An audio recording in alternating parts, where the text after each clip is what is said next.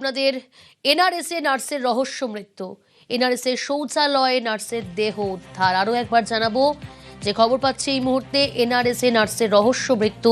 সুদীপ্ত রয়েছে আমার সঙ্গে। সুদীপ্ত, কখন দেহ উদ্ধার হয়, ঠিক কি ঘটনা, কিভাবে মৃত্যু, কি জানতে পারছো?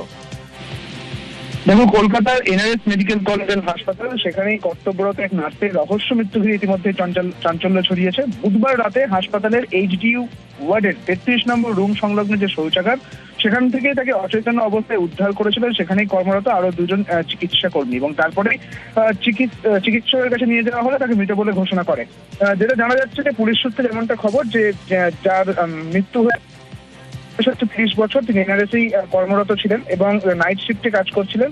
বুধবার রাত 8টা নাগাদ তার ডিউটি শুরু হয়েছিল। রাত 10টা 20 নাগাদ তিনি শৌচাগারে গিয়েছিলেন এবং দীর্ঘক্ষণ তিনি বাইরে আসছিলেন না, এবং তার পরবর্তী ক্ষেত্রে সহকর্মীরা তাকে ডাকাডাকি করে এবং তারপর কোনো রকম কোনো সাড়া না পেয়ে তারপরেই কিন্তু দরজা ভাঙা হয় এবং দেখা যায় যে অচৈতন্য অবস্থায় পড়ে রয়েছেন সেই নার্স, এবং তারপরেই কর্তব্যরত যে চিকিৎসক ছিলেন তাকে দেখানো হলে তিনি মৃত বলে ঘোষণা করেন।